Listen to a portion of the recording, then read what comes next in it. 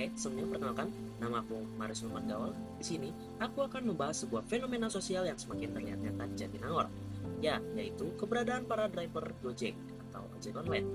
Fenomena ini bukan hanya soal transportasi atau makanan yang cepat sampai, tetapi menyentuh aspek yang lebih mendalam, tentang pekerjaan, ketimpangan, dan perubahan gaya hidup di era digital. Seperti yang kita ketahui, dalam satu dekade terakhir, Indonesia mengalami transformasi besar dalam hal mobilitas dan pola kerja.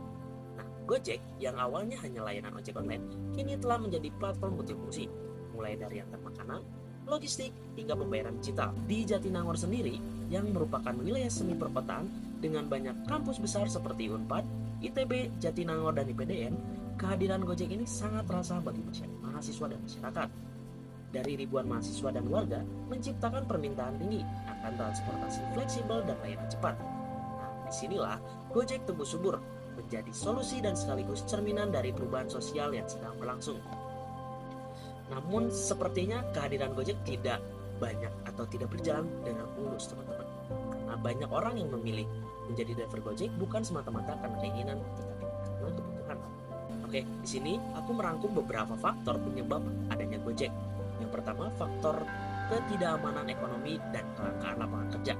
Banyak pekerja formal yang kehilangan pekerjaan, terutama sejak pandemi COVID-19. Nah, Gojek ini hadir sebagai alternatif cepat untuk mendapatkan penghasilan. Yang kedua, ada faktor kemudahan akses. Tidak perlu ijazah tinggi, cukup punya motor, HP, SIM, dan beberapa dokumen, seseorang sudah bisa menjadi mitra Gojek. Itulah mungkin kemudahan mendaftar Gojek. Yang ketiga, ada peningkatan literasi digital. Di sini juga mendorong banyak orang, yang terutama anak muda, untuk bergabung. Bagi mahasiswa juga, bisa menggunakan aplikasi seperti Gojek sudah menjadi hal yang biasa. Keempat, daya tarik fleksibilitas kerja.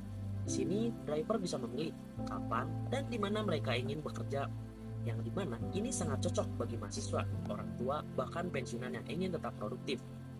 Namun, fleksibilitas ini juga bisa memberikan jebakan, karena tidak ada penghasilan tetap. Banyak driver akhirnya bekerja 10-12 jam sehari demi mencapai target harian. Nah, di sisi lain, ada dampak sosial yang dirasakan dengan kehadiran Gojek. Yang pertama, secara positif, banyak driver yang merasa lebih mandiri secara ekonomi. Mereka bisa memenuhi kebutuhan sehari-hari, bahkan menyekolahkan anak atau membayar kuliah.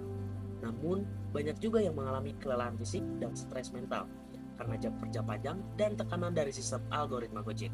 Mereka harus menjaga rating, menyelesaikan order cepat, dan terus aktif agar tetap mendapat pekerjaan. Di sini juga ada perubahan dalam hubungan kerja atau hubungan keluarga. Karena waktu banyak dihabiskan di jalan, waktu bersama keluarga berkurang. Beberapa anak muda bahkan tergoda untuk meninggalkan pendidikan demi mendapatkan pekerjaan cepat dari Gojek. Di sisi lain, masyarakat lokal juga diuntungkan karena layanan Gojek membuat hidup lebih praktis, terutama bagi mahasiswa tanpa kendaraan. Tapi ini juga menyebabkan kemacetan dan penumpukan driver di area tertentu. Nah, konflik ini juga muncul dengan ojek konvensional yang kehilangan pelanggan dan merasa tersisih karena tidak bisa mengikuti perkembangan teknologi. Dari pembahasan tersebut, fenomena Gojek di Jatinangor adalah cerminan perubahan sosial di era digital. Ia menunjukkan bagaimana masyarakat beradaptasi dalam menghadapi keterbatasan ekonomi, teknologi, dan urbanisasi. Tapi, fenomena ini juga menyimpan banyak masalah, yaitu ketidakpastian kerja, kelelahan, konflik sosial, dan ketergantungan pada sistem yang tidak transparan.